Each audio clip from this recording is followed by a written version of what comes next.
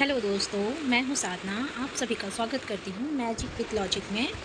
जैसा कि दोस्तों कल हमने पढ़ा था इलेक्ट्रिक करंट और सर्किट, इन दोनों टॉपिक को कल हमने कंप्लीट किया था और आज हम स्टार्ट कर रहे हैं flow of charge inside a wire. Flow of charge बच्चों, आज हमें समझना होगा कि जैसा कि हमने कल पढ़ा था कि चार्ज फ्लो करते हैं with the help of wire and electric current. किसकी हेल्प से वो फ्लो करते हैं, कैसे फ्लो करते हैं, उनको आगे हम अच्छे से इस चैप्टर में समझेंगे। तो मोर टू नो, इसे हमें समझना चाहिए। ये हमें इस चैप्टर से बहुत अच्छे से बॉन्डेज बनाने में हमारी हेल्प करेगी। How does a metal conduct electricity. बच्चों, हमने देखा था कि सर्किट बनाते समय हमने एक तार को दो पर्टिकुलर टर्मिनल से कनेक्ट किया था और उनसे हमने बल्ब कनेक्ट किया था, स्विच कनेक्ट किया था एंड और क्या किया था बच्चों, हमने सीरीज में एमीटर कनेक्ट किया था। तो बच्चों, आज हम आगे समझते हैं कि you would think that low energy electron would have great difficulty passing through a solid conductor. बच्चे, हम समझते हैं कि जैसे कि तुम जानते हो कि लो एनर्जी इलेक्ट्रॉन्स जो होते हैं वो क्या करते हैं, उनको मुश्किल होता है सॉलिड कंडक्टर में फ्लो करना। तो inside the solid atoms are packed together with very little spacing between them. जो हमारा वायर होता है या फिर जो हमारा कंडक्टर होता है जिनके थ्रू इलेक्ट्रॉन्स मूव कर रहे होते हैं बच्चों, वो क्या होता है, वो एक पैकेज होता है बहुत सारे एटम्स का। जैसे कि अपने 9th क्लास में पढ़ा होगा एटम्स के बारे में कि एटम्स क्या होते बेटा, एटम्स इलेक्ट्रॉन, प्रोटॉन और न्यूट्रॉन, ये सारी चीज़ें एटम्स में प्रेजेंट होती हैं। तो हमने देखा था कि जो प्रोटॉन और न्यूट्रॉन होते हैं वो कंबाइंड होते हैं एक दूसरे के साथ और टाइटली पैक्ड होते हैं। दोनों इक्वल होने की वजह से दोनों में फोर्स ऑफ अट्रैक्शन इक्वल होता है और वो एक दूसरे को बाइंड रखते हैं एक दूसरे से। देन उसके बाद बाकी फोर्स अट्रैक्ट करने में अट्रैक्शन को फुलफिल करता है जो पास वाले ऑर्बिट्स में, सेल्स में प्रेजेंट इलेक्ट्रॉन होते हैं। आपने इलेक्ट्रॉनिक कॉन्फ़िगरेशन को 9th क्लास में थोड़ा लिटिल बिट समझा ही होगा। तो हम समझते हैं कि आप इलेक्ट्रॉनिक कॉन्फ़िगरेशन को समझे होंगे कि सेल्स में कैसे इलेक्ट्रॉन डिवाइड होते हैं, 2 इलेक्ट्रॉन 6 एंड 8 ब्ला ब्ला, इस टाइप से वो डिवाइड होते बच्चों। तो but in turns out that the electrons are able to travel through a perfect solid crystal smoothly and easily. लेकिन बच्चों, जो एकदम आउटसाइड के इलेक्ट्रॉन्स होते हैं जो टाइटली पैक्ड नहीं होते, आप इस चीज़ को समझो कि जो टाइटली पैक्ड नहीं होंगे उनको क्या होगा, उनको परेशानी होगी मूव होने में। सॉरी बच्चों, उनको आसानी होगी मूव होने में। क्यों?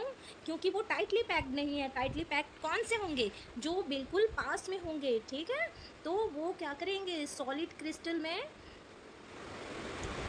क्रिस्टल में क्या करेंगे, ईजिली स्मूथली वो मूव करेंगे, है ना। फिर यहाँ पर आगे बताया है उन्होंने, almost as if they were in vacuum.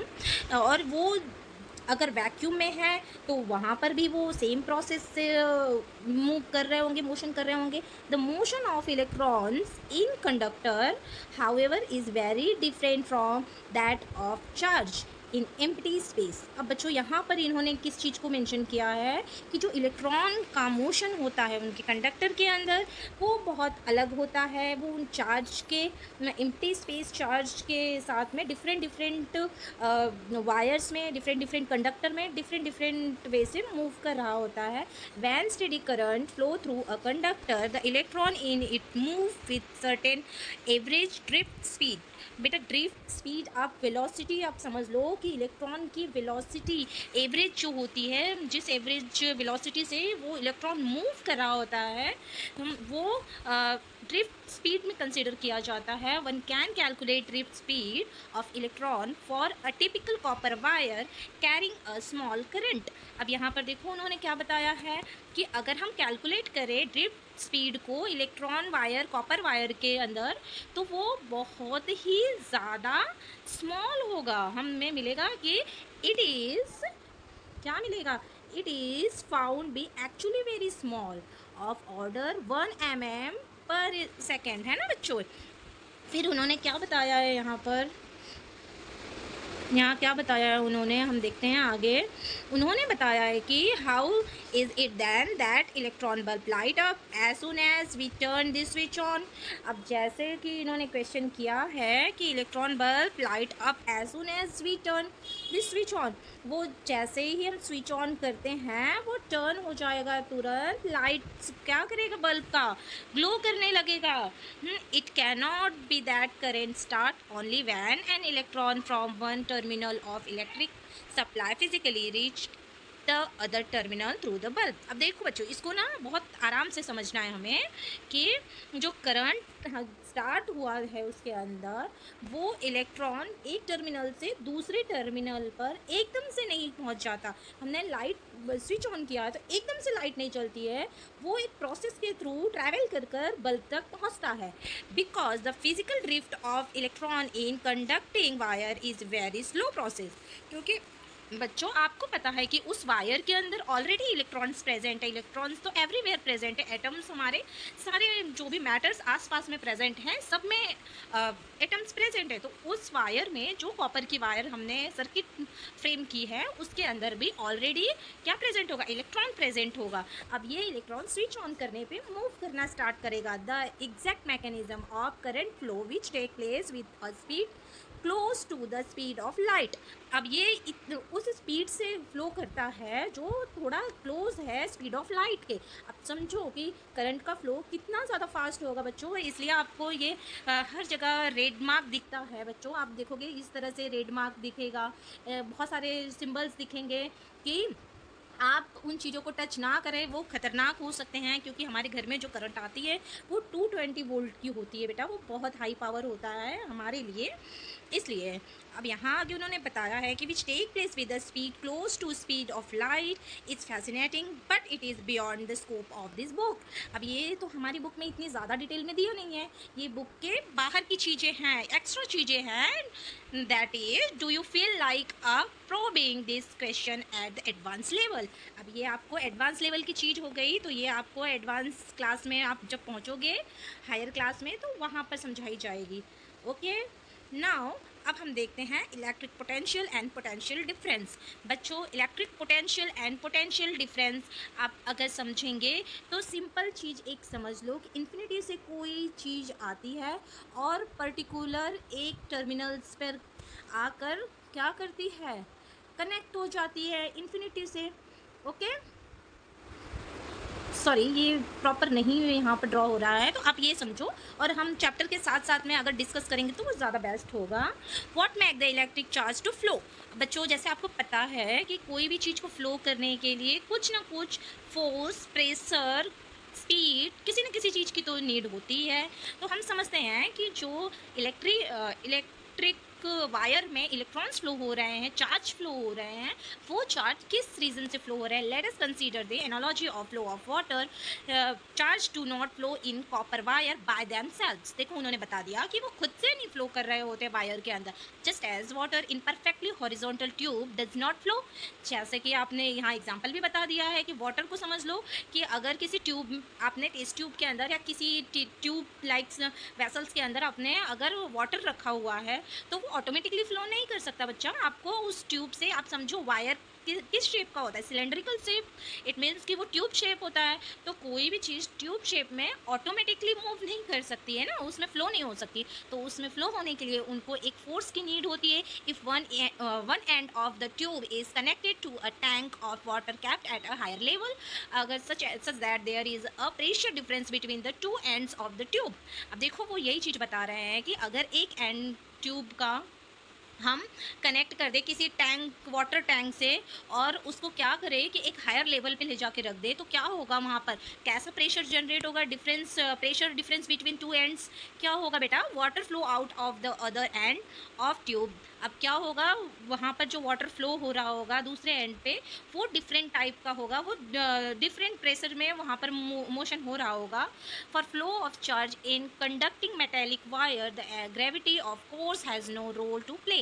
बच्चा आप ये चीज़ को समझो कि अगर वाटर को हम ऊपर ले गए हैं, हाँ हाइट पे ले गए हैं, तो उसमें क्या होता है, उनके प्रेशर में डिफरेंस आ जाता है, उनके मूवमेंट में पोटेंशियल डिफरेंस तुमने काइनेटिक सॉरी वहाँ पर काइनेटिक एनर्जी में तुमने पोटेंशियल डिफरेंस को पढ़ा होगा 9th क्लास में, याद करो, रिकॉल करो आप उनको। तो वहाँ हमने इन चीज़ों को बहुत अच्छे से पढ़ा था। तो अब हम इन चीज़ों को इलेक्ट्रिक करंट में पढ़ेंगे कि कैसे ये चीज़ें चार्ज के साथ परफॉर्म करती हैं। कि हम अगर वायर को हॉरिजॉन्टली कनेक्ट कर रहे हैं कहीं पर्टिकुलर, तो electrons move only if there difference of electric pressure. अब जहाँ पर इलेक्ट्रिक प्रेशर का डिफरेंस होगा वहीं पर करंट मूव करेगा। जैसे कि बच्चा यहाँ समझो एक बैटरी है, बैटरी में क्या लगे हैं, यहाँ इलेक्ट्रोड्स लगे हुए हैं, और हमने क्या किया, यहाँ से एक पर्टिकुलर सर्किट कनेक्ट कर दी। यहाँ पर हमने क्या किया, ये हमारे इलेक्ट्रोड्स है, प्लस चार्ज माइनस चार्ज।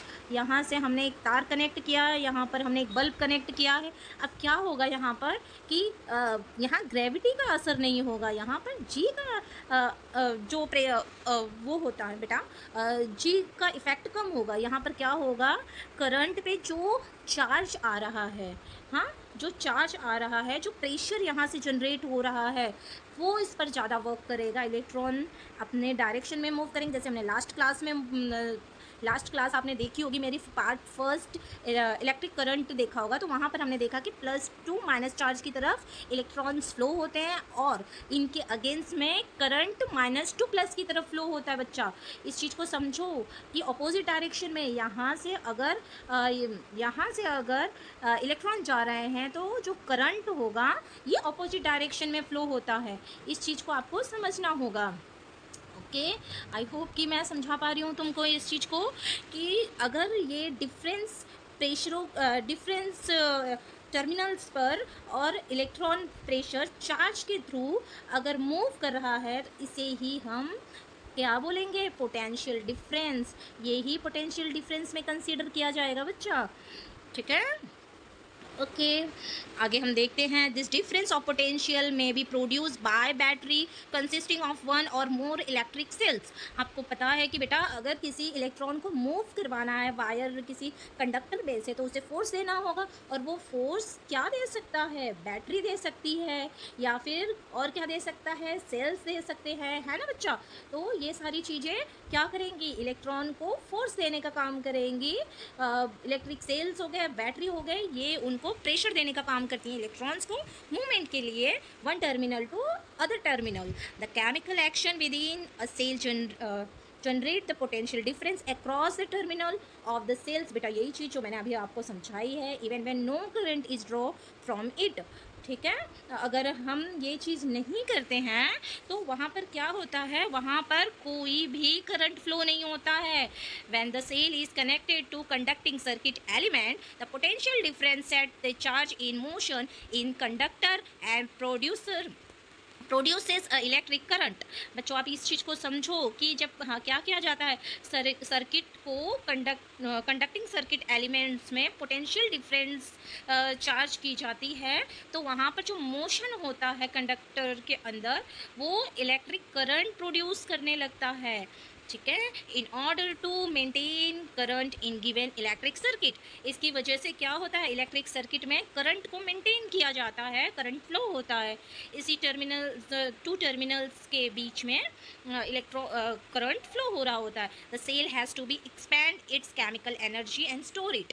अब सेल क्या करेगा, जो सेल के अंदर हमने केमिकल फिल कर रखा है, वो धीरे धीरे एक्सपेंड करेगा अपनी एनर्जी को। बेटा तभी तो हम देखते हैं बैटरी या सेल बहुत टाइम तक एनर्जी अगर जनरेट कर रहे हैं तो वो हीट हो जाते हैं। आपने अपने घरों में देखा होगा बैटरी को गर्म होते, आपने घर में चार्जर को, सेल को गर्म होते देखा होगा। We define the electric potential difference between 2 points in an electric circuit carrying some current as the work done to move a unit charge from one point to another point.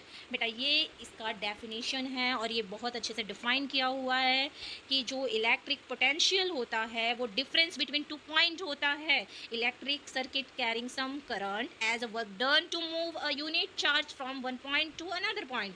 बेटा देखो यहाँ potential difference को किससे denote किया हुआ है, V से। ठीक है। उसके बाद हमने किस किस चीज़ को वर्क डन, पोटेंशियल डिफरेंस को वी से डिनोट किया है। वर्क डन को आपने प्रीवियस क्लासेस में भी पढ़ा है कि प्री वर्क डन होता है, क्या होता है, जूल, है ना। और चार्ज क्या होता है, हमने लास्ट क्लास में पढ़ा था, जूल चार्ज क्या होता है, गुलाम होता है ना बच्चा। अब इनकी एसआई यूनिट देख लेते हैं। जो पोटेंशियल डिफरेंस है उनकी एसआई यूनिट हो गई volt. Okay, name after the Alexander Volta, जो Alexander Italian physicist Alexander Volta थे, उनके नाम पर ये यहाँ पर पढ़ा था। 1 volt is the 1 volt is the potential difference between 2 points in current carrying conductor when 1 joule of work is done to move a charge of 1 coulomb from one point to another point. बेटा इसमें 1 volt potential difference, 1 volt potential difference, this is SI unit of potential difference. या आपको पता है ना, आप इस चीज़ को समझ रहे हो। ये ऐसा यूनिट है पोटेंशियल डिफरेंस का, ये वर्क डन का, और ये चार्ज का। तो अगर हम 1 वोल्ट पोटेंशियल डिफरेंस जनरेट कर रहे हैं तो वो इज इक्वल हो जाएगा बच्चा 1 जूल अपॉन 1 कूलम को। तो आप इसको आराम से डिफाइन कर सकते हो। 1 volt potential difference between 2 points in current carrying conductor and 1 joule of work is done to move a charge of 1 coulomb from one point to another point. The potential difference is measured by means of instrument is called voltmeter. ये तो आप समझ रहे हो। कल हमने circuit पढ़ा था, उसमें क्या देखा था कि इस तरह से एक सर्किट था, है ना बच्चा। यहाँ पर बल्ब लगी हुई थी, यहाँ पर अमीटर लगा हुआ था, यहाँ पर हमारी की थी, है ना, इस तरह से कुछ, और यहाँ पर हमारा प्लस माइनस बैटरी था। अब हमने देखा था जो वो अमीटर था बेटा, जो करंट को मेज़र करता है, वो सीरीज़ में कनेक्ट था। इट मीन्स कि सर्किट में कंटिन्यूअस में था। और यहाँ पर इन्होंने बताया है कि इंस्ट्रूमेंट, हाँ, जो मेज़र करता है पोटेंशियल डिफरेंस को, उसे हम वोल्ट मीटर कहते हैं। अब वोल्ट मीटर को उन्होंने क्या बता दिया कि वोल्ट मीटर क्या होता है। voltmeter is always connected in parallel across the point between which is the potential difference is to be measured. आप ये सच समझ रहे हो, ये कैसे होगा। अगर इन्होंने बताया है कि ये पैरेलल होगा तो इट मीन्स कि ये यहाँ पर कनेक्ट होगा। सॉरी, इरेज कर देते सारा। ये क्या होगा, इस तरह सर्किट है तो या तो ये यहाँ पर कनेक्ट होगा या तो ये यहाँ पर कनेक्ट होगा। अब ये डिपेंड करेगा कि किस टाइप का सर्किट हमने फ्रेम किया है। थैंक यू बच्चा, आज की क्लास यहीं पर। आप रिवीजन करते रहिएगा, कंटिन्यू रहिएगा। Thank you.